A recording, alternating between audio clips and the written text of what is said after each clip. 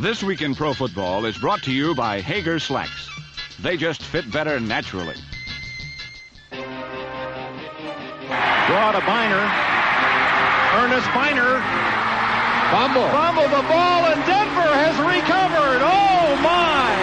Shotgun for Tim Tebow. Sets, throws, pass, caught. Demarius Thomas out over the 45, midfield. Here we go. 40, 35, 20, 15, 10. Touchdown. Denver is over. Christie kicks it high and short. Going to be fielded by Lorenzo Neal at the 25. Pitches it back to Wycheck. He throws it across the field to Dyson. He's got something. 30, He's got 40, something. 50. He's got it. 40, He's got it. 20, 10. He's got it. End zone. Touchdown, Tyson. There are no flags on the field. It's a miracle. Tennessee has pulled a miracle. You're listening to Basically a Sports Show. Follow us on Twitter at Basically Sports. Subscribe to our podcast on iTunes. And check out every episode of the show at basicallysports.tumblr.com. Now here's your hosts, Zach, Greg, Mike. And you're listening to Basically a Sports Show. Take it away, Zach. All right. We're doing another, this is a football show. Right, another Basically a Football Show on Basically a Sports Show. A Basically Football Show production on ESPN, on Basically Sports, on ABC. There you go. The Ocho. This is year 6, right, of NFL football? Yes, for us. For the football show sect. So this will be fun. We're just going to go like we did with the colleges. We're going to go, team by team, and we'll just have a question or two about everybody, and we'll try to get through this as quickly and as efficiently as possible. So we're going to start in the AFC. We're going to go division by division, and I'm just going to go based on the preseason standings. That's how they're listed here. So we'll start in the AFC East. So that means first place in the AFC East at the preseason, the highest that they will get all season long. The New York Football Jets. I guess really the only question is how friggin' bad is this team going to be? Is McCown still the starter? Yeah. Okay. As far as I know. I think they've got a very good shot at going winless this year. Because I look at that team, I just don't see any talent anywhere. Yeah. I mean, I think we talked about it on the show a few weeks ago where I said the Cleveland Browns are no longer the biggest joke in the National Football League. They're like the number 2 joke, but the Jets, I think, have achieved Cleveland Browns status as far as ineptitude goes. I mean, I don't know what this – I don't even know what this team has, what they're good at. I don't think anything, really, and they're going to be awful. Yeah, well, you say that because I open up the Jets team page on ESPN, scroll down, it says their 2017 NFL projections. To put it bluntly, the Jets will be bad on both sides of the ball this season. Yeah. That's all it says. The Jets – okay, I don't like making this argument just because I think that there is a problem in football analysis in that I think it tends to be oversimplified down to just the quarterback, and obviously a team is more than the quarterback. People say Tom Brady won 5 Super Bowls, and he did, but he also was part of a New England Patriots team that won 5 Super Bowls. And I think that so that's the sort of thing. You can't all be about the quarterback, but at the same time, at least in the modern NFL, you do need someone who's at least not going to lose you a game under center. And you look at the Jets quarterback situation, and I'm not going to say it's been the most dire QB situation I've ever seen to start the season for a team, because some of those Cleveland Browns teams got pretty dire. Like like in the early and like in the mid 2000s specifically, just some really bad years there. But this ranks right up there. This has got to be one of the worst starting quarterback situations I've ever seen.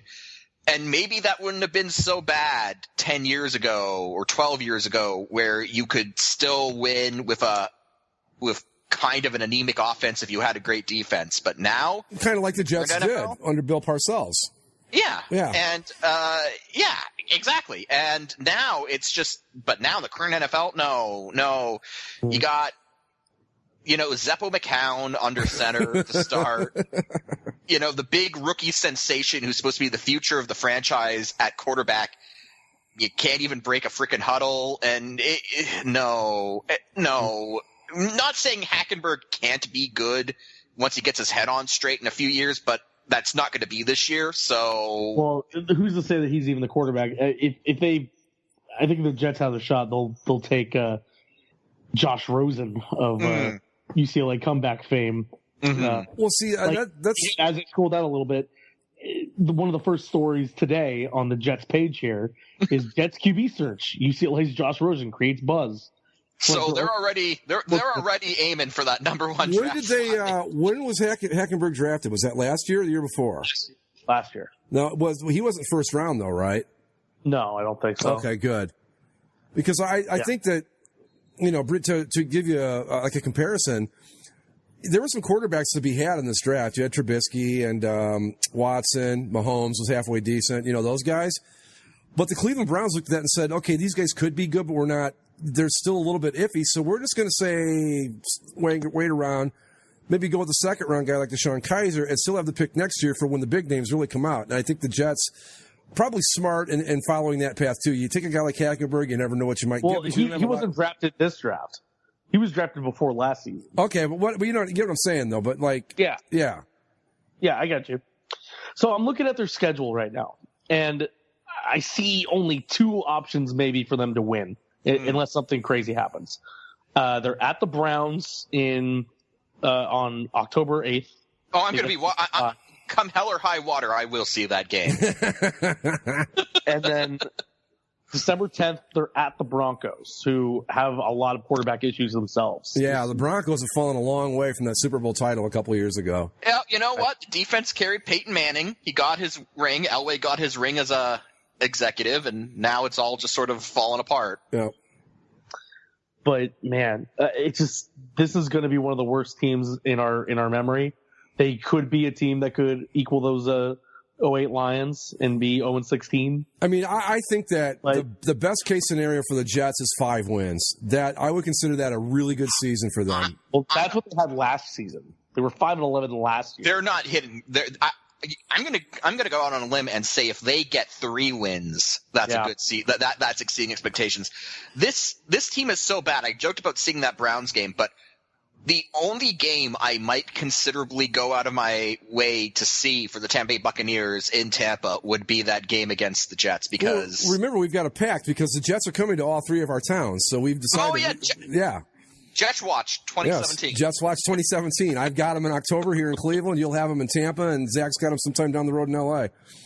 Yeah, it's pretty bad. I don't know how much longer. There's not much else to say about this team because I don't think I could name. No, I don't think I could name 3 New York Jets. Brandon Marshall, is he still there? No. Okay, then I'm lost. I don't believe so. What about the kid, the West Virginia kid at quarterback? What was his name? Geno Smith. He's not there anymore. I can name the 3 quarterbacks because it's hilarious. Josh McCown, Christian Hackenberg, and Bryce Petty. Oh boy. When you're looking at that, I'm going, hey, maybe Petty might be something. That's bad. That's bad. There's nobody at receiver. Curtis Martin. There's nobody at receiver we would know. Their top running back is Matt Forte, who has played longer in the NFL, I think, than J.T. Barrett's been at Ohio State, which is to say a long time. And I don't. They're going to be very bad. I think Mike's right. I mean, like I said, a 5-win season would be just above the moon for them. That would be a really great year for them. I could see them. I think most people are predicting in between 2 and 3 wins, and it all depends. Zach's right. They only have 2 wins, 2 conceivable wins on their schedule, and so I think that once they hit 2 wins, if they manage to get 2 wins, I think everyone will be, this isn't as dire as we thought it would be. It's still bad, but it's not the only thing I dire. can say about the Jets is that they'll still look pretty good. The uniforms aren't bad. They need to go back to the old Kelly Green, but other than that, yeah. I like the Jets uniforms in practice. I like the concept of the Jets uniforms, but then you have Nike who can't do green. If they were done properly, like the Joe Namath era Jets colors, they would be fantastic. Oh, yeah. But anyway, all right, so let's move on. Are we going up to the Dolphins here next? Next would be your Miami Fighting Dolphins. I guess the real question is, how long until Jay Cutler gets himself fired? I'm going to go back to what I said when this first took place. I really like this move for the Dolphins. Yeah, I guess it's either does Jay Cutler bust or are they a playoff team? Because that's really they bring in Jay Cutler because they think that they're a playoff team and they think that he has enough talent to bring them there in relief of Ryan Tannehill, who isn't in one piece ever. I think first off, I think if you had to pick today, and your choices are Ryan Tannehill or Jay Cutler, who you picking? I'm going with Cutler. And I think the Dolphins felt the same way. Go ahead, Mike. I'm just going to say I agree with you. I agree with you, Greg, in that I like the move. And to reiterate what I said when we talked about this the first time, I think it's actually a better fit than Chicago because it's Miami. It's kind of a more laid back relationship between the fans and teams. No pressure. Yeah, I mean, sure, you got your Dolphins fans, but you're not going to be like, oh, he's not like the blue collar quarterback that the city team and the team need, and the Bears. Like, you're not going to have that in Miami. No, the Dolphins fans do not have the relationship with that team that Bears fans have with the Bears, and that's going to be a big help for Cutler. And I really believe that if he keeps his act straight and plays up to what he's capable of, he's going to be a very good fit for them. And they beat the Patriots out for that division? Not in a million years, but I could see them having a 9, maybe 10-win season with Jay Cutler at quarterback. I think that they're not losing Tannehill. Your first thought is you go, oh my God, we're doomed. But when they got Cutler, I thought, yeah, they're going to be okay. I mean, they might be able to pull off what they did last year again, but I don't see them as being like a 4 or 5 win team. I think they're going to be at least a 500 club, if not better. Yeah. It's, the Dolphins are just a hard read for me. Still, as usual. Right. As we will go through the rest of this conference, most of it is, outside of 1, maybe 2 teams, the rest of this conference is kind of middling or bad. And the Dolphins just have to get on the right side of games. They can't lose the dumb games that they've lost in the past. If they get out to another 4-1 start, they gotta keep a hold of that. Like, the Dolphins are a team where they've had their opportunities and lost them. And maybe Jay Cutler is the one that can keep him there if he's focused and motivated and can use the talent that we've seen him use in seasons past. If Adam Gase can get him on the same page like he did in Chicago for a couple seasons there. But I don't know. I don't know what to do with the Dolphins. I think it doesn't matter. They're not good enough to win this division. No, they're not good enough to. Maybe they can win a playoff game should they get there, but they're not going to get to any. If they make it to an AFC title game, that would be the absolute ceiling because they're not going to beat the Patriots in that AFC title game. I think if the Miami Dolphins walked away as losers of the AFC title game this year, that would be a dream season for them. But the thing that's interesting to me, adding what Mike said about Cutler being out of Chicago. Cutler's best season in the last 10 years or whatever was in 2015 with Adam Gase as his offensive coordinator. You take the Chicago pressure out of it, reunite him with Gase, put him in a situation where it really he's a stopgap measure at best. So there are no franchise expectations of him or anything else. I think it's got the potential to really work out well if everything goes right. Now, if a few things go wrong, well, then maybe they are a 5 or 6 win team. But I just think they're going to be in good shape with Jay Cutler at quarterback. Yeah. Maybe I'm wrong, and maybe it does work out. And if the stories I was reading this last week were any indication, I put a lot of stock into. Well, he was preparing to be a broadcaster. From what I understand, I guess he really wasn't preparing all that hard to be a broadcaster with Fox. Jay Cutler does not prepare hard for any one thing, sir. Well, it could very well be that he was hoping someone would call to give him another shot in the NFL. No, true, and I think that's what the case was. So again, like we'll see with many of these teams, the Dolphins have to show it. We can't really talk about them until they show us something on the field, and until that point, you just kind of have to ride with your gut feeling on them. Next team on the list is the Buffalo Bills. Jeez, they're a team that's just like the Dolphins, where I think the Bills are on the bottom end of that mediocrity. Yes, like they could if things all broke for them, they could be in playoff contention. I don't think so. I don't think so. Not this year. Well, if things broke for them, but I don't, on a middling level, if they just play to their absolute capabilities, then they're a middle of the road team. They'll be 2 games out of a playoff spot for most of the season, and then they'll fade down the stretch like they tend to do. Tyrod Taylor is the guy they've hitched their wagon to still. Right. I don't know so much about that. They had a lot of dysfunction in the front office over the last offseason, and I couldn't even think of anything interesting to ask for the Bills. Like, I guess how long until somebody gets fired again? Until Terry Pagula, tries to throw money at a problem like he did with the Sabres for so long now. But I think the Bills are hapless too. The Bills have gone from being tied with the Dolphins to the team where we every year we would say, if this, that, and the other thing goes right for them, they could be in the playoff hunt. They have dropped out of that level to me. They are now down at if we could go 7-9, that's a real good season, because they're headed in the wrong direction. And I just don't see them. I mean, I don't think they're going to be god awful like the Jets. If I'm a Bills fan, I'm thinking right now, thank God for the New York Jets, because they're keeping us out of the cellar. But I don't think the Bills are going to be very good. I'm 5-11 probably.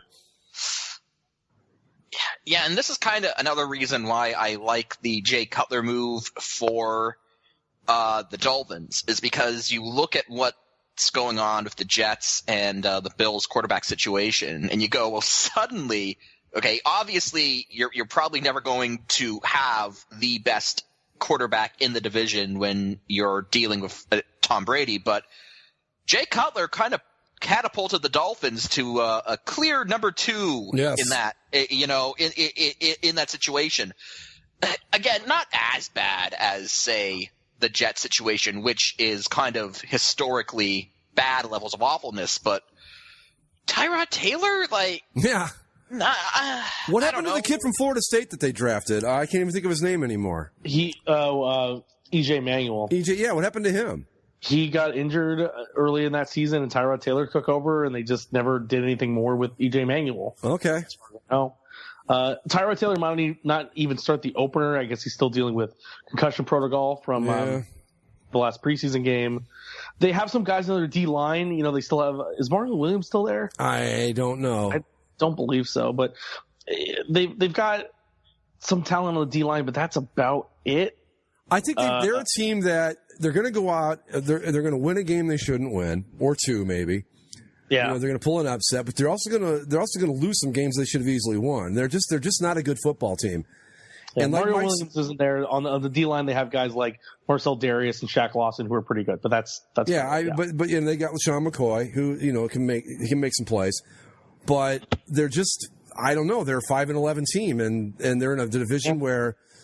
You've got the Patriots. The Dolphins are going to be tough on them, and it's just going to be a rough go for them. They are definitely – they looked like they were ascending for a couple years there, and that's ended. The window closed. It never really truly opened, but now it's closed, and they've got to start looking at starting over again. Yeah, it's what was I going to say? I just saw a thing. Oh, just to kind of explain the Buffalo Bills here. So – Who do you even know who their head coach is right this second? Nope.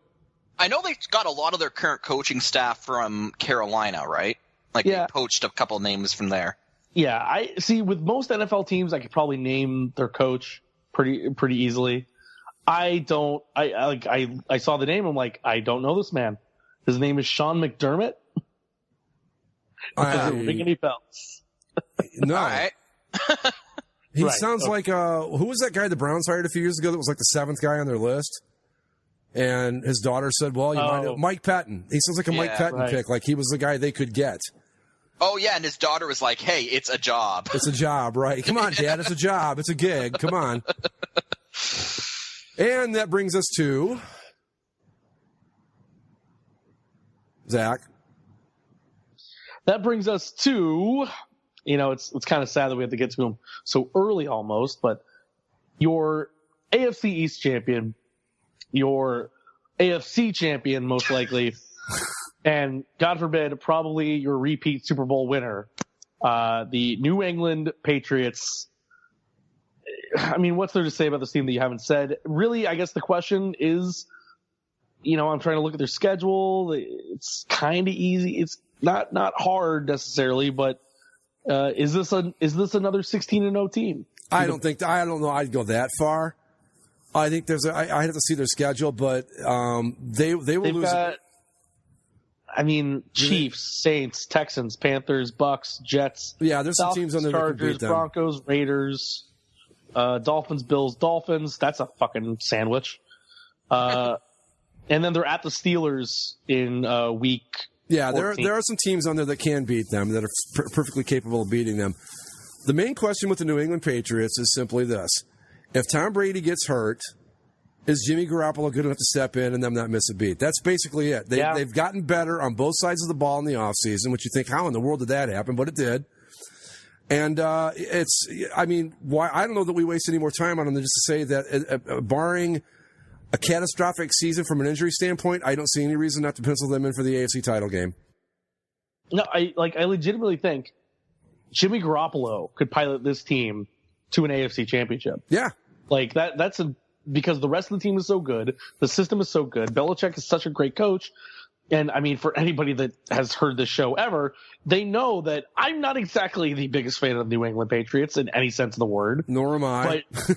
But this far into it, they're very much like we've talked about with Alabama for so long. This far into it, if you doubt them in any way, you're an idiot. Yep.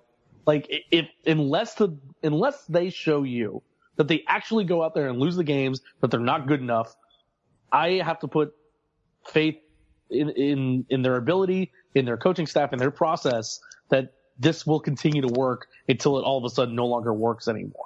Yeah. Because it's not just the Tom Brady show, even though he's still been spectacular. He's going to be 40 this season.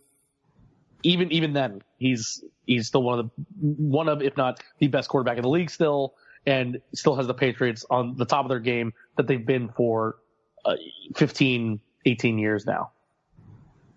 If you want an idea of how good Jimmy Garoppolo probably is, all you need to know is that you had teams lined up out the door, ready to trade really attractive draft pick packages for him, and Belichick wouldn't let him go. And if Bill Belichick won't trade you, then that means he thinks an awful lot of you, and you must be pretty darn good. And that's why I think that anything short of just like losing Gronkowski to injury, having Brady go down, losing a couple of receivers, unless they just have one of those seasons where guys are just getting hurt left and right, that's the only thing that can stop them, I guess is what I'm trying to say, will be their health. That's it. They're the best team in the AFC until proven otherwise. They're the Alabama of the NFL.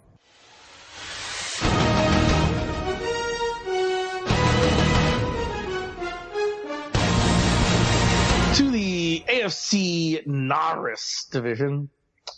And again, the top of the preseason standings, your Baltimore Ravens, who are, I don't know how this team is 4-0 the preseason. That's kind of strange because I don't think that they're going to be very good this year. Oh, see, I disagree. I think that they are one of those teams that they're on the precipice. They could go either way, but I think that if a couple things go their way and the defense is starting to come together, I think you're going to go back to seeing the vintage Ravens that we all love to watch so much. Ugly football, Joe Flacco hitting long bombs, and good defense. And I think they're capable of that.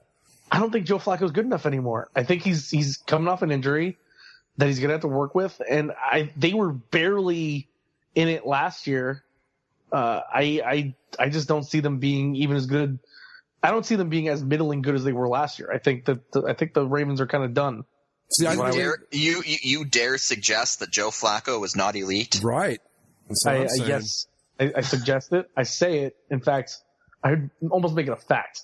Because you have Joe Flacco, who's coming off an injury. He's questionable this week on the injury report. So your backup is Ryan Mallett, who threw 5 interceptions in practice and didn't want to come back or whatever.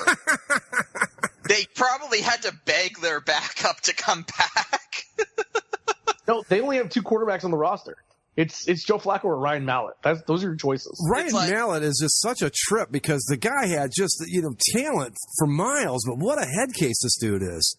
I'm just imagining Ryan Mallett being like, "No, I want to go home." No, Ryan, please don't. Yeah, you know what? He pulls that shit with me. I'm like, okay, go home. You know what? There's a McCown out there somewhere I can replace you with. We'll see with the Ravens. I think they could be good. I don't think Super Bowl good or anything, but I think you could see them return to form where they're 9-7 in the playoff hunt, doing what they do, which is play good, solid defense and make stupid plays on offense that, high risk, high reward plays. The thing that I think helps the Ravens is that they're kind of in a shit division. I mean, the best team is probably the Steelers, and that's something where, I would slowly say but probably. I would say definitely. Definitely the Steelers. Yeah, I agree with that. I mean, it's the Steelers, and then you have a gap. Then you have the Ravens and Bengals. Then you have a double, triple gap. Then you have Rams.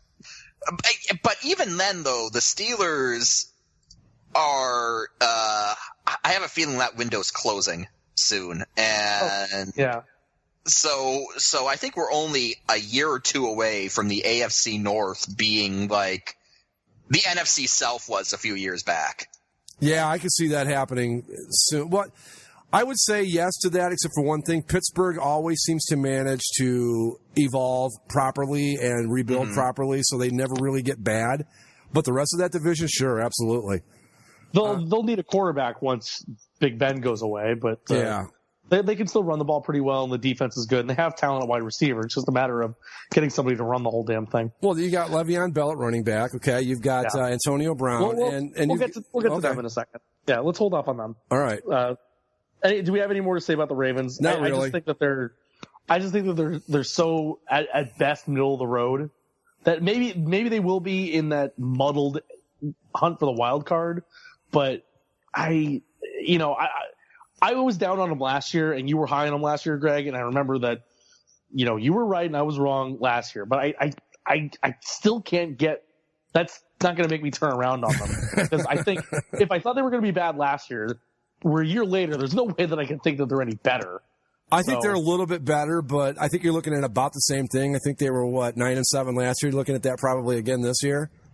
Maybe 8. What were they last year? 8-8 last year. Yeah, I mean 8-8, 9-7. But like you said, in the middle of an AFC playoff hunt, that's going to be pretty easy to get into. If you can just keep your head above water, you'll be in it.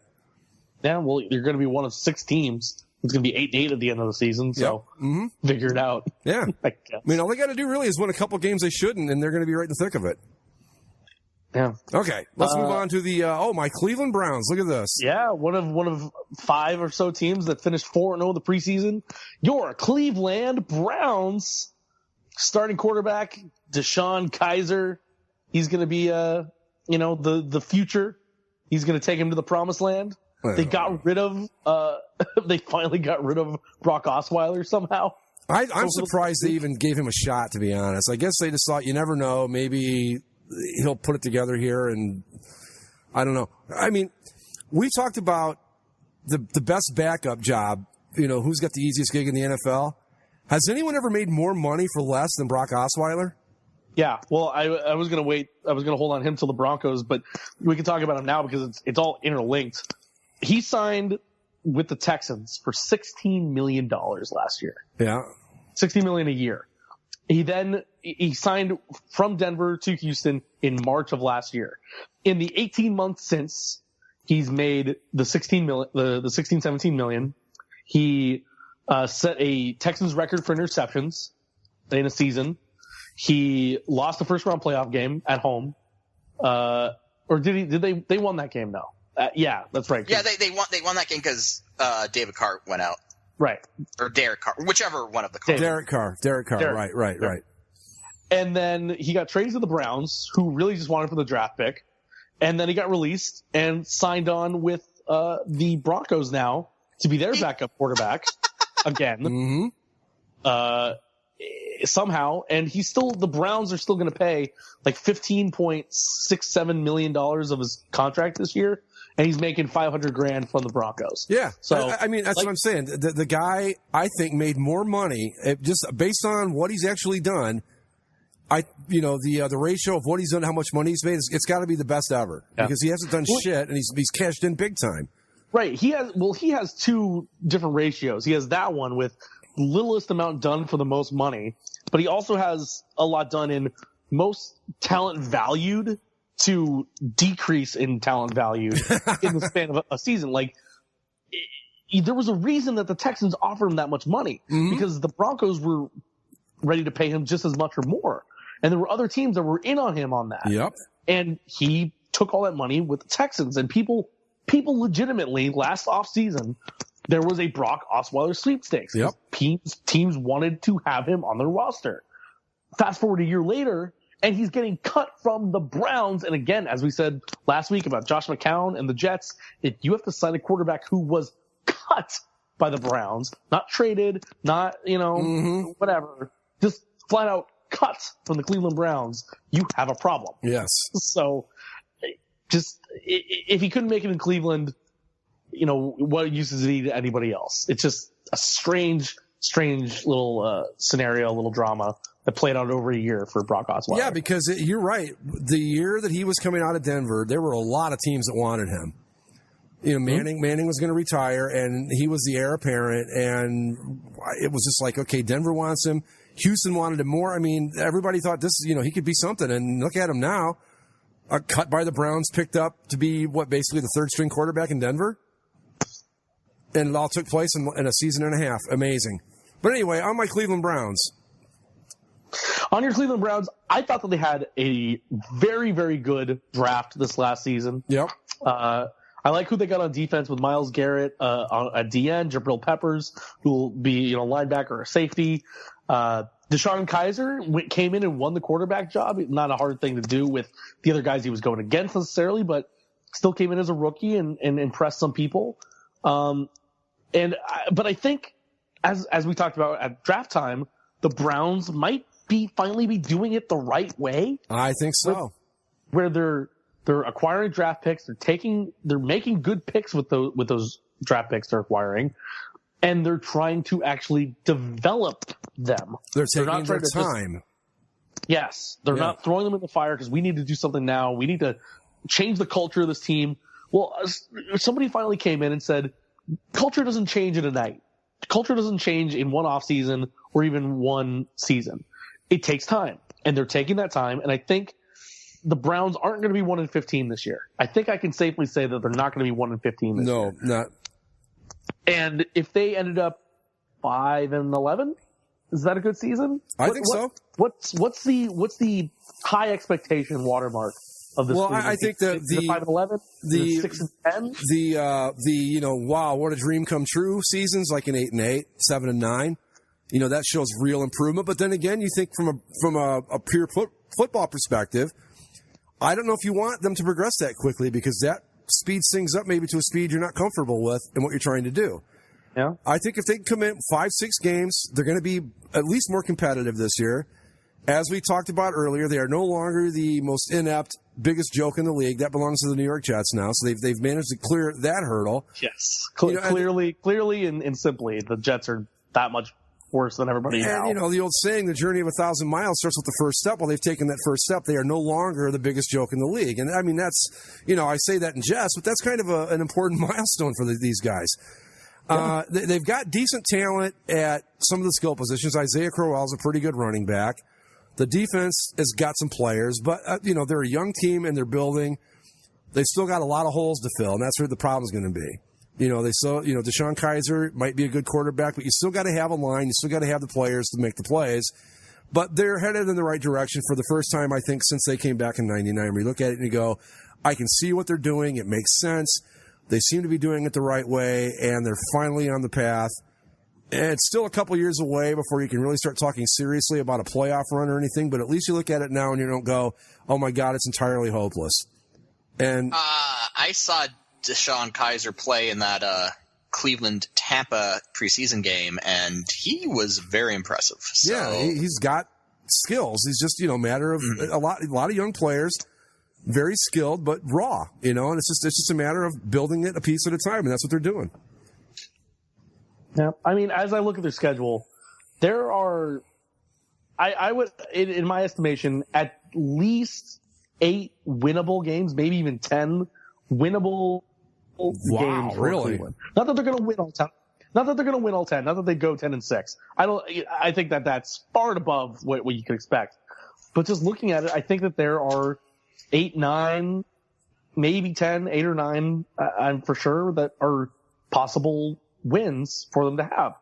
And, like we said, 6-10, if they win 6-10, I think that's great for them. Yeah. And hopefully, like you said, they don't win too quickly. That's like, well, maybe we're accelerating faster than we think. And all of a sudden you make some dumb move and here you are. Yeah. Let's just say for a second that they do miraculously go 10-6 somehow. Now you're in a position where you go, well, we're just a this or that away from making a Super Bowl run. And you're not. And then suddenly you make that bad draft pick. You make that bad draft pick, and we're right back where we started. Yep. Yeah. Yeah, I think the key word for this team right now, for the organization, is patience. You've made some really good steps in the right direction. Stay on the path. Stay patient, just like you did in the draft this year. It would have been real easy to go out and draft a Mitchell Trubisky or something like that, but you had bigger needs elsewhere. You knew that even with Trubisky, if he's the next Joe Montana, he's not doing a thing for you this season. He's still going to help you 2 or 3 years down the road, so there's no point in wasting the pick now. Get players that will make an impact on the team right away. That's what they did. And, they get the Sean Kaiser in the second round. I like the way they're headed. It's the first time I can truly say that with any kind of, what's the word I'm looking for here? Confidence. With any kind of confidence, yeah, at all. Sincerity, whatever. Yeah. But, I really do think that they're headed in the right direction. It's still a ways off, and I talked to a lot of Browns fans, and they are being very impatient. But I said, this is what had to happen all along. You just got to go with it and be patient. And if they do that, they're going to be okay. Yep. Yeah, that was going to be my question to you, is just how are Browns fans being patient about it. But, if they can do that, then this team will be fine. Yeah, most of the fans understand what's going on there. You still got the bunch that are like, we could have gotten Mitch Trubisky and blah, blah. And it's like, no. Have you looked at the rest of that roster? You could get Joe Montana. Yeah. 1984 Joe Montana is not going to win 10 games with this team. So just do the right thing. But, yeah, they're going to be okay. They're headed in the right direction. Yeah, they aren't an embarrassment anymore. That's the third step of this journey of 1,000 miles. The only thing that I would hope that they don't do is keep themselves in a perpetual rebuild where, you get any sort of talent and you keep getting them away for picks. They're teetering kind of close to that right now, Right.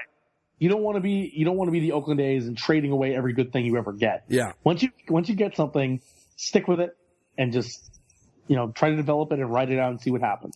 I think what they've done basically is with the quarterback thing, since they got burnt on Manziel so badly, is they look at the draft and they think, is there a franchise guy that's going to help us right away? And they say no, and they make moves to get more picks. But when that guy comes along, and maybe it's Sam Darnold from USC next year, I don't know, maybe it's Josh Rosen. When the right guy comes along, they'll pull the trigger, and that's when they'll do it. But, they're just not going to just jump at the first guy like they did with Manziel. And that's good. Yeah. All right. Next team on the North list is the Pittsburgh Steelers. As we had already kind of mentioned, I think this is a team that's clearly the class of this division. And I guess my question is, how much more does Big Ben have to give, in his career? I guess there were some questions about will he retire this season or not. And I when somebody brought it up, I was like, really? Is it time for Ben Roethlisberger to retire already? Wow. He's taken a pretty good beating over the years. I mean, there is that. Yeah, no, that's definitely true. It didn't seem like I guess it's the same thing with Tom Brady. It's like, well, did you know that he's 40 and he's been in the league forever? It's like, oh man, has he really? I guess he has, huh? And I think the same thing about Big Ben, but yeah, he's definitely taken a beating more than some other guys in the league have over the years. Of all the teams in the AFC, I think these guys have the best chance at knocking off the Patriots, just like I thought last year. Yes. They've got Ben Roethlisberger, who's a good quarterback. They've got Le'Veon Bell in the backfield. If everybody stays healthy, Antonio Brown, they got good receivers. Martavis Bryant, a very talented player, comes back this year after being suspended all last year. The defense has improved. This is the team that if you're putting your hopes on anybody to knock off the Patriots, these are probably the best guys to get behind. Go ahead, Mike. I'm going to say I agree with you on that, but I'm going to say that even though they have the best shot, it's still a very distant shot. I am not as high on the Steelers as a lot of people are. I think this team's window has been closing for a while, and maybe it just hasn't been apparent to us until maybe around now. But and they will easily win their division because it's kind of a crap show after them, but they will be there in the AFC title game against the Patriots, but I don't think it'll be close. No, I agree with that. I think, they have a shot. Will they beat the Patriots? Yeah. I wouldn't bet on it. Mm-hmm. But if you're looking at a team that's got that puncher's chance of knocking them off, I think the Steelers are probably the one. Oh, yeah. It's either the Steelers or, hopefully the Raiders can stay healthy and do what they did last year, and they would be the team that could be in that conversation also. But maybe the Chiefs, but doubtful. As long as Alex Smith is there and Andy Reid is there, I want to give them that. That's a really bad combo. Yeah, we'll talk about that when we get there too. But the Steelers are the class of this division. If they lose it, it's by some sort of catastrophe. Well, I think like with them, same with the Patriots. Their biggest enemy is their health. Yeah, if they can stay healthy, they'll be okay because they are a good head above everybody else in that division as far as talent goes. And they just got to stay healthy and win their games and don't do things stupid, and they'll be all right. Yep. So I think we can move on to the last team in this division, the Cincinnati Bengals. Oh, boy, the Cincinnati Bengals. Yeah. On the downward side of the hills, sliding into further and further into mediocrity by the year. Anybody think it's crazy to think the Browns have a chance at finishing ahead of these guys this year? Not saying they will. I'm saying they've got a shot possible. at it. It's possible, yeah. It's hard to say because I always buy a lot of stock in Andy Dalton. I think he's pretty good. He's solid. Yeah. He's a good quarterback, but the rest of the team really hasn't been built around him. And the biggest problem, I think, is just the coaching. Yeah. Marvin Lewis got them as far as he was going to get them, and he got them to that point maybe 5 years ago. Yeah. And it should have been apparent 5 years ago. Management should have said, all right, we've reached the point where we're going to get with this guy. Let's get someone else in there to get us to the next level, and they never did.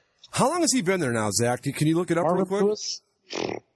He's been there far, far too long. I want to say since 2002. So we're looking at, 15 years? Yeah. Because John Madden always said that an NFL coach, win, lose, or draw after 10 years, should move on. If not 2003. So 14 years. But yeah. I think you're right. And, that fits right in with your window there. He got them as far as they were going to go about 5 years ago, which would have been roughly about his 10th season. After that, I don't know. I just think that he's managed to dodge getting fired a bunch of times. I still don't know how he wasn't fired after that disaster, a couple years ago. I know, I agree. Yeah, like that. If there was a time to fire him, it was then, because that was a discipline thing, and that's a coaching thing, mm-hmm. and there's no reason he should still be around. Well, I think the biggest problem the main problem is, again, he got them to where he was going to get them, and management made no effort to bring someone else in to build off of what he was able to put together.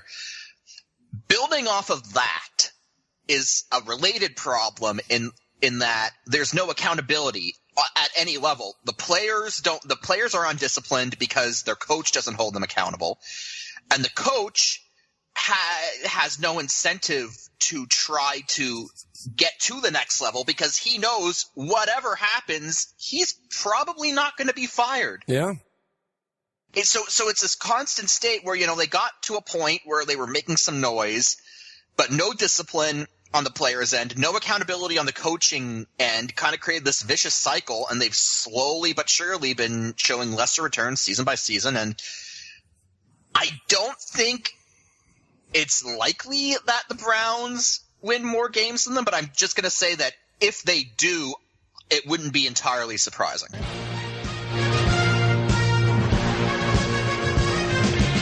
AFC South, the leader in the preseason is your Indianapolis Colts, 2-2. Andrew Luck starting off the season dealing with concussion issues again. This is a team that just has its fair share of injury problems. Always has. They went through a fair amount of off-season turmoil in recent seasons. But this is the team that still, to me, just feels rudderless ever since Peyton Manning left. And you had Andrew Luck come in, and you had Chuck Pagano in those first couple of years with the Chuck Strong, and they made the playoffs, and then they had that great comeback against the Chiefs.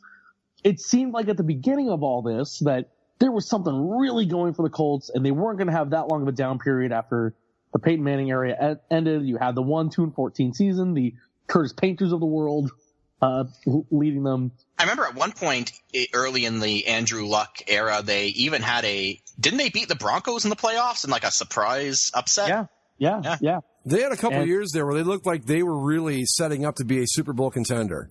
Yeah. And it just didn't happen. And then some years of mismanagement by GM Ryan Grigson finally gets him fired later than he should have been.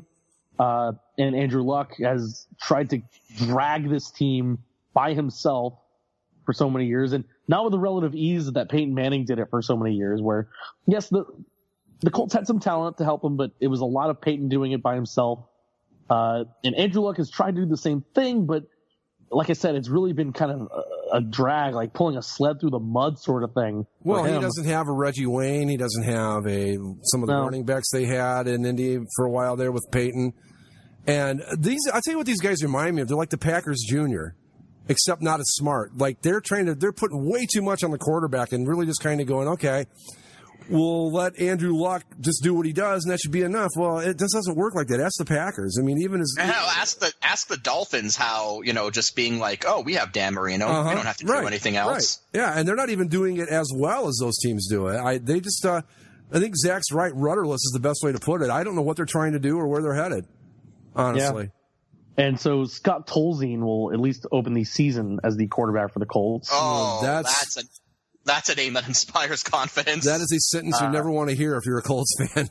Scott Tolzien starting quarterback. Right. And so the Colts opening their season at the Rams, which if this were like a year ago would have been much more of a season, or not a season, but like a pulling for both ends, like, oh, I'm really split down the middle here. I'm looking at it as now, well, maybe the Rams can start the season off with a win. That'd be nice. Wouldn't that be fun? Their schedule's not the most difficult I've ever seen, but I don't know what to think of this team without Andrew Luck. When they have Andrew Luck, I put them in a playoff picture. I put them as competing for a division title, most likely. Without him, it's hard to say what they are, because without him, I just don't think that they're all that good. They finished 8-8 last year, and that was with Luck being injured a lot. Just one game behind the 9-7 Houston and Tennessee's. But I don't know if I can even see the Colts getting to a winning season this year. They're just a team that I don't have a lot of confidence in. The saving grace is again their division. Yeah. 8-8 is I think you're looking at an 8-8. If a couple breaks go their way, because the AFC playoff picture, once you get past the top three, is pretty wide open. Anything can happen, but they're not headed in the right direction. That much I do know. I don't know what they're doing. They don't seem to be headed in any direction. I don't know what it exactly is they're trying to do here. What do they need help with? I think they need a little bit of help with everything. And I don't know. I think 8-8 is probably what they're looking at this season. Like Mike said, their division helps a lot, but that division's not as easy as it used to be. Yeah. Their trouble for a long time was the offensive line not being able to run the ball. I don't know if they've made any changes to that. Right. They haven't really upgraded the wide receiving core, so Andrew Luck still just has T.Y. Hilton to throw to, and that's one that Luck is healthy again. And the defense has always been an issue, going back to the Peyton Manning days. Well, that's another reason why he had to do it all himself. And so, like I said, I think without Andrew Luck, this team is actually quite bad. Mm-hmm. With him, he does enough to make them a serviceable team, but without him, I don't see the ceiling for this team. It's pretty low. Yep. But like you said, it's a division that helps out a lot. One of those teams that is still going to be at the bottom is the Jacksonville Jaguars. They were 2-2 in the preseason, but man, this is another team that had some promise, looked like they were taking the right steps, but just haven't gotten any higher than that first step. Blake Bortles is still a garbage can at quarterback. And the rest of the team isn't all that good. See, I think I disagree. I think the Jaguars, their biggest problem is their quarterback. I think you get a guy in there that can play that position, and they're a much better team. They've got, again, I'm not going to put them in serious playoff contention or anything, but he's their biggest drawback. I think if you had a guy that could play that quarterback position a little bit better, they become a whole lot tougher. But they just don't have anything to work with. I mean, the interesting guy for them, I think, is their first round pick, Leonard Fournette. Right. How much can he make a difference in trying to shoulder the responsibility on that offense? We've been talking about the Jaguars are headed back all the way back to Gus Bradley. They're making the turn and it's just not happening. And whether they want to admit it or not, they need a quarterback. Blake Bortles is not good. Maybe he's a good backup, but he's not the guy you want to pin your hopes on. And that's what they're trying to do. So they're looking at another 5-11 season probably. Yeah. No, 100%. Yep. I guess we don't really have too much else to say about it. I mean, what else can you say? Yeah, you're true. Fix those damn helmets, and you've got a pretty decent uniform set if you go do a few things differently. But other than that, yeah. Yeah, another team that's going to be probably not good because God knows what they're, I guess they'll be okay. Houston's an interesting team, the Texans. So you got your J.J. Watts and all that stuff up front. If they can stay healthy on defense, they got a ferocious defense, but how are they going to score points? Yeah, J.J. Watts, Jadeveon Clowney, that's ferocious. DeAndre Hopkins is a pretty good receiver. Yeah. Deshaun Watson comes in at quarterback, and it looks like he's going to be the starter. Is he going to be? They're not going to go with Tom Savage? Well, I don't know. I guess I don't know. I had heard that they're going to go with Savage to start the season and then Watson. I think that's idiotic. Yeah. Because if you're going to go with Watson down the road, what are you waiting for? Just do it now. Yeah, I guess I hadn't thought about it because what I had seen from the little I had seen in the preseason, it looked like Deshaun Watson was the better quarterback. Yeah. I mean, I could be wrong. I don't know what they're going to do either, but yeah. He's your best option for sure. Basically, if you go by the depth chart that's out there, it's Tom Savage up front, which, like you said, doesn't make any sense to me. I don't know. But like a lot of teams, as we said, that defense is great. If it can stay healthy, I don't know how the hell you defend J.J. Watt on one side and Jadeveon Clowney on the other. Well, and they've got here's the thing. I don't know if you could take the Texans defense and pair it with, say, I'll even say the Colts offense. You've got a hell of a football team there. With an Andrew Luck-led Colts offense and a Texans defense, that's a seriously good team. The problem is that the Texans, I just don't know how they're going to score points. I mean, Deshaun Watson will help, I think, but he's still going to be a rookie. He's still going to make rookie mistakes, but you've got players to work with. So I don't know. The Texans are going to be interesting. They could go a whole lot of different directions. Yeah. Who is their running back? Who is the running back right now? That's a good question. Right now, it says it's Lamar Miller. Well, he's not bad. He's okay. But their defense is incredible. If you're playing fantasy football, this is the defense you want. Yeah, as you said, this will be the thing that keeps them in contention, and they're going to have to fight off a hard charge from what I think is probably the best team in this division. And I know that you'll be right with me on it, Greg. Yes, sir. Tennessee Titans. My irrational confidence, Tennessee Titans for the 8th year in a row. I think the irrational confidence is well placed, though. I like the direction this team has gone. They seem to have just kind of built themselves up. Marcus Mariota has improved in his short time in the league. And I kind of, based on what the rest of this division offers you, I think the Tennessee Titans should be the favorite in this division going into week 1 here.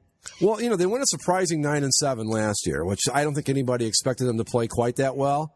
But they're headed in the right direction. And Mariota, I think that the Titans are taking the right path with him. They stayed patient with him. Wasn't it his first game? He was incredible. Or was it? It was his first game. I remember this because he played Jameis Winston their first game, and it was like the number 1 and number 2 draft pick. It was a big deal.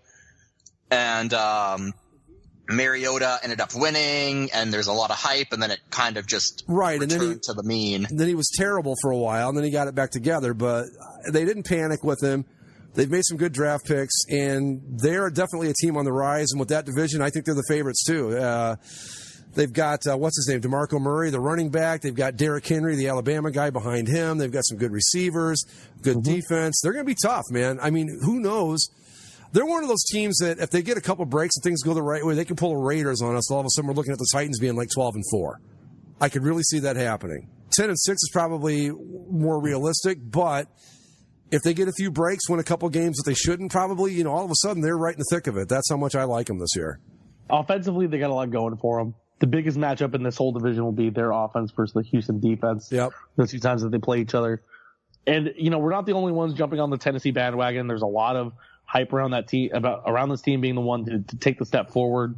I'll just say this, that, to all these people that are jumping on the bandwagon this year, go away, because I've been here all along. Yeah, I like the Titans to win the division. I think they're going to be pretty good this year. My irrational confidence will finally pay off with a division title.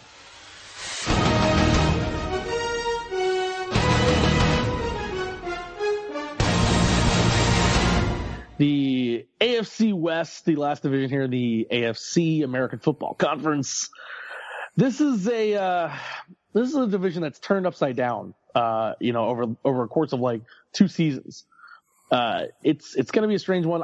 I would almost think if I were to make a prediction, I would probably say take the preseason standings that you see right now and flip them upside down, and that will be your regular season standings.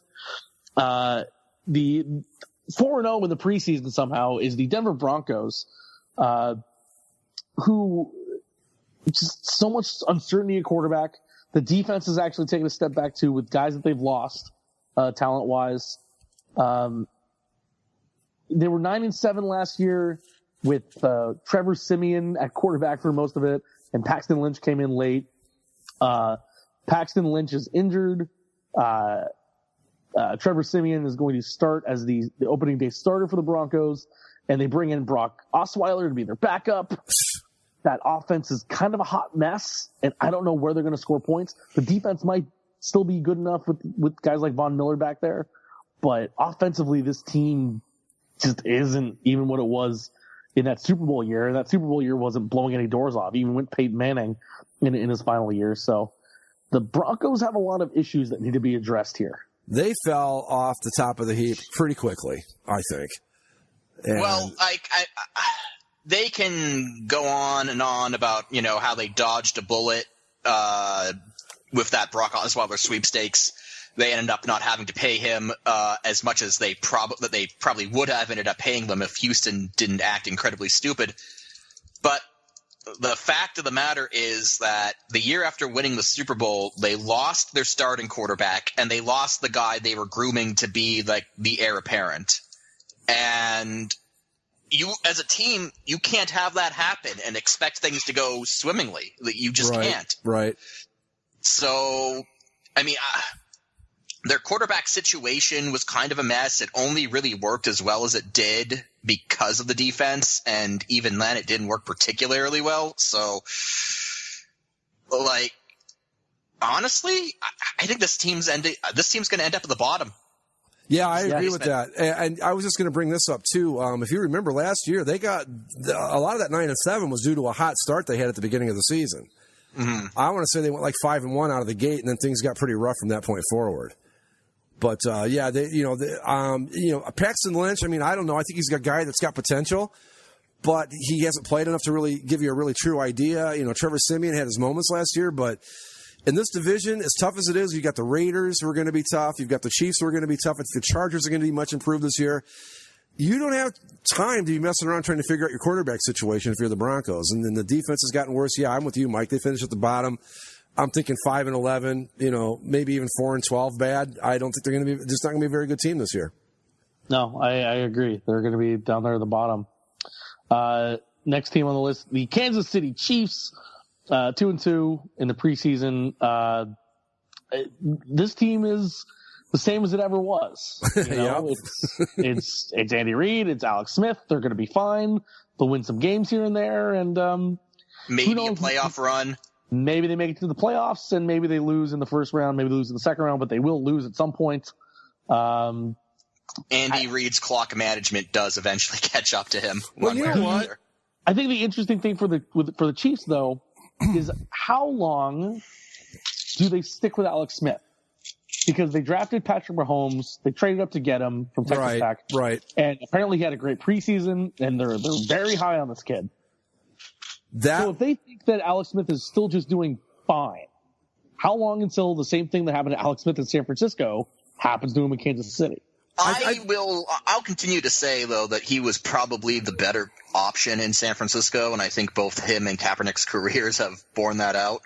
But, I was going to say, even with Andy Reid and his clock management issues and stuff, this team, you take that out of it, I don't see them being able to beat like the Patriots or the Steelers, because even with their offense, when it's firing on all cylinders, it's just, there's a tough team to look at and go, yeah, I like them being able to do what it takes to make the Super Bowl, because, again, Alex Smith is I think I read in an article I read today at Sports Illustrated, they called him a point guard quarterback. And I thought that's a really good description of this guy.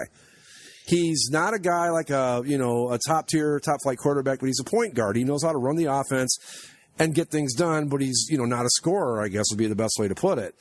And as long as he's behind center, I just don't see them ever getting past where they are right now. And that's not a knock on him. He has probably taken his talents as far as he possibly can. It's just not ever going to be far enough, if that makes any sense. I think the problem with the Chiefs is that Alex Smith and Andy Reid complement each other in the worst way. That Alex Smith is a traditionally very conservative play caller, and Andy Reid is a traditionally very conservative coach. Yeah. Who sometimes forgets how much time is left in the game. And it's one of those cases where they're never going to take a step to the next level, because the combination of both the starting quarterback and the coach, it's like, I think their combined idea is, we're perfectly fine as is. And it leads to conservative play calling. It leads to conservative clock management, and that'll win you games that in the regular season. That'll even get you into the playoffs, but it's not going to take you very far. That's a perfect assessment, if you ask me. And it's, what do they do to take the next step? With the current personnel they have and the coaching, I think this is it, right? This is as good as they get. Yeah. Yeah. Yeah. I will say that they've been as good as they can get for a while. It's just, they can't take that next step, and this group won't. They've had their shots. It's not going to be there. I like the pick of Mahomes. I think that could be an interesting move, and if he turns out to be a good quarterback, that could make the difference. They also drafted Kareem Hunt out of Toledo, who I think is going to be a good guy to step in, and the Spencer Ware, Jamal Charles string of good running backs they've had. I think he's the next logical step in that. But I go back to the same thing. I think that they have maxed out their potential. This is as good as they're going to be. And the funny thing is that we keep saying, as good as they're going to be, they were 12-4 last year. It's not like they're bad or anything. But they don't have that extra gear that some teams.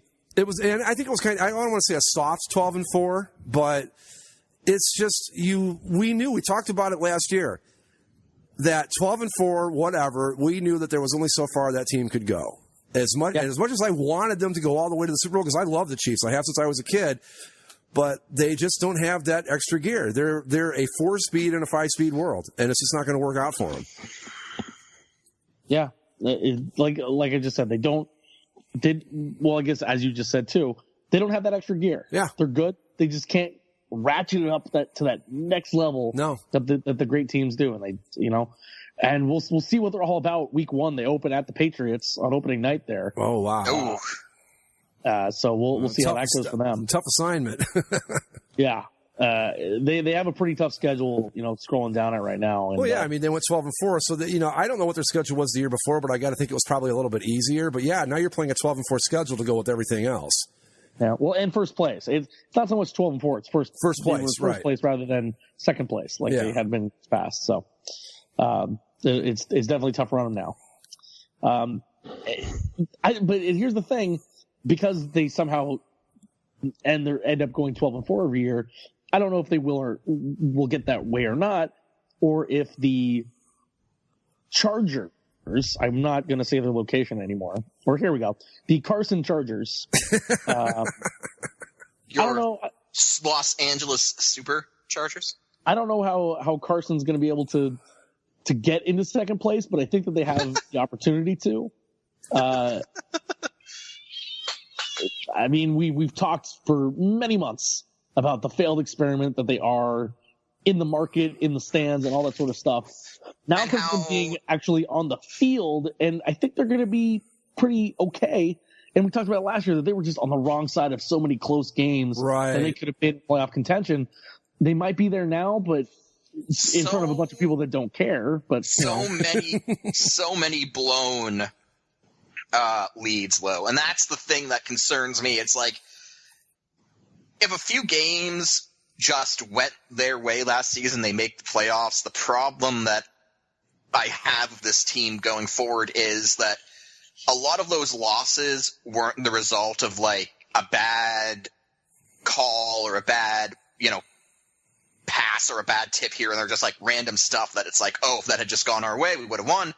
No, a lot of this was the team had a lead and the team blew a lead, and that's a mental thing, and it all really comes down to, did the coaching staff address the mental toughness issue? And considering that they had to deal with kind of a hasty relocation, not entirely sure if that was something that was worked on, but the thing is, and not that like the marketplace ultimately has anything to do with the play on the field, but I'm not sure how you get hyped going up in front of a soccer stadium that's not even filled to capacity. Yeah. If it is, it's filled with opposing fans. It's going to be a really weird atmosphere, and I don't know if that necessarily translates to a strong on-field performance.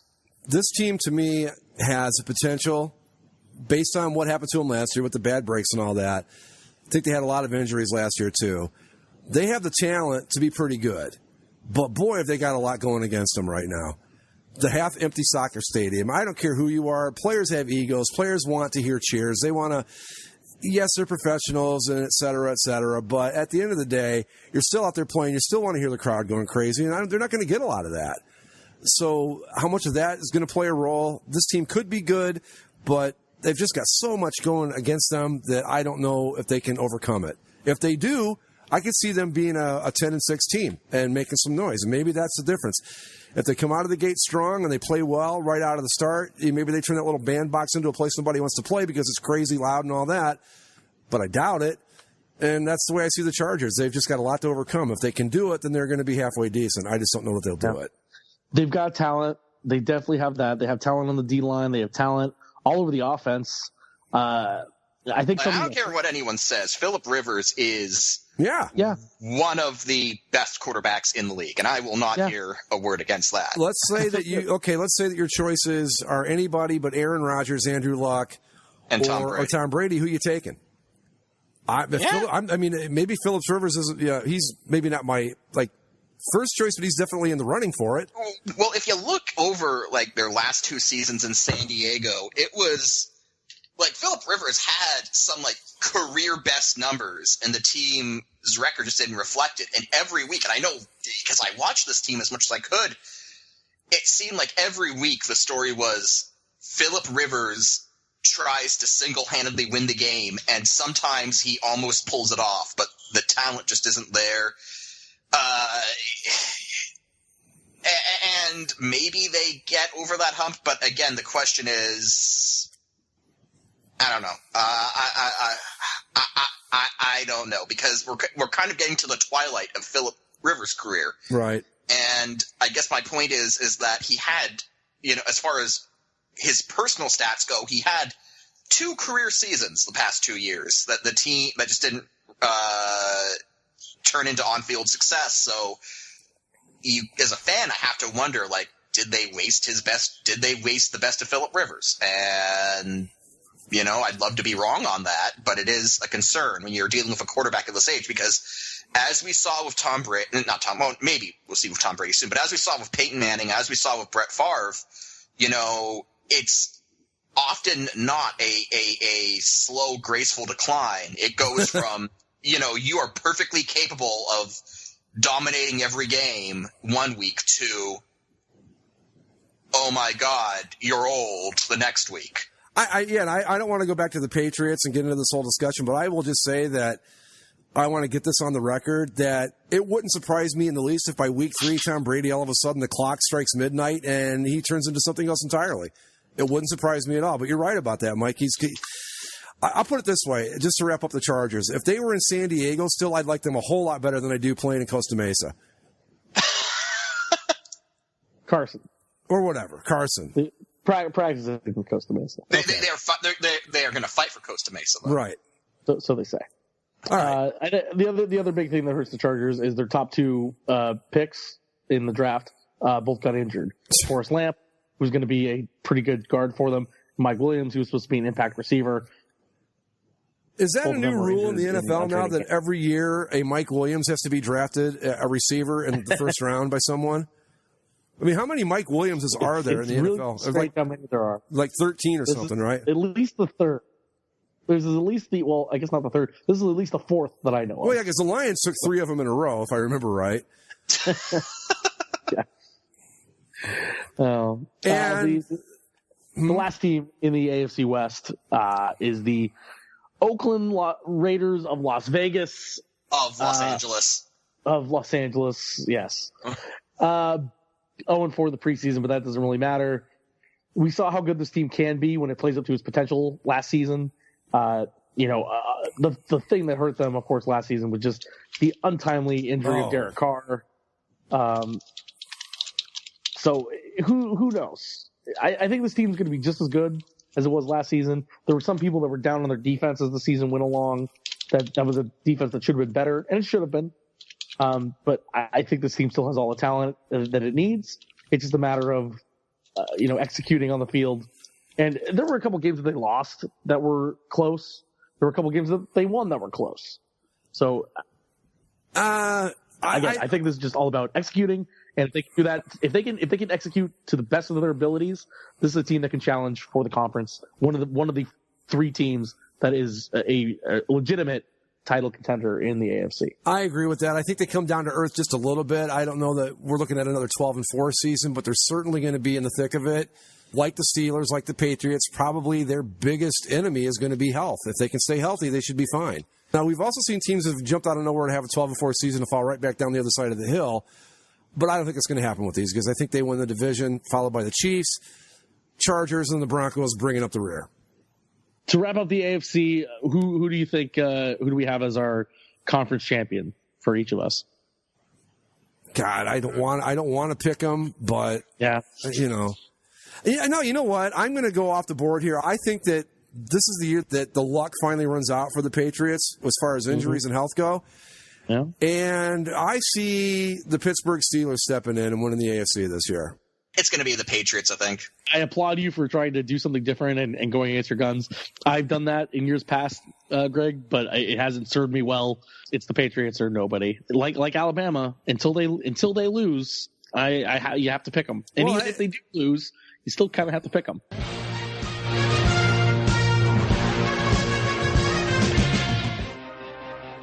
And that concludes part 1 of the 2017 NFL preview here on Basically a Sports Show. Follow us on Twitter at Basically Sports. Subscribe to the show via iTunes, Stitcher, Spreaker, and YouTube. And you can find us on Facebook.